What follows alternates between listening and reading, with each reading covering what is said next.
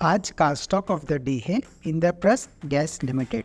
1998 में शुरू हुई company Indraprastha gas limited Delhi में गैस डिस्ट्रीब्यूशन के कारोबार में है। गेल और बीपीसीएल के जॉइंट वेंचर से आईजीएल फॉर्म हुआ है। मौजूदा इंफ्रास्ट्रक्चर डेवलपमेंट और सीएनजी पर चलने वाली टू व्हीलर के इंट्रोडक्शन से कंजम्पशन को बूस्ट मिल सकता है। इसके अलावा एलएनजी सेल्स के मार्जिन और मैनेजमेंट के कॉस्ट रिडक्शन मेजर पे फोकस स्टॉक के प्राइस एप्रिसिएशन में इम्पॉर्टेंट रोल प्ले कर सकते हैं। स्टॉक ऑफ द डे आपको हर दिन बेहतरीन शॉर्ट टर्म ट्रेड की अपॉर्चुनिटी प्रोवाइड करेगा। एवरी मॉर्निंग शेर खान के यूट्यूब चैनल ट्यून इन कीजिए और एक भी अपॉर्चुनिटी मिस मत कीजिए। आपका दिन शुभ हो। धन्यवाद। Investment in securities market are subject to market risks. Read all the related documents carefully before investing.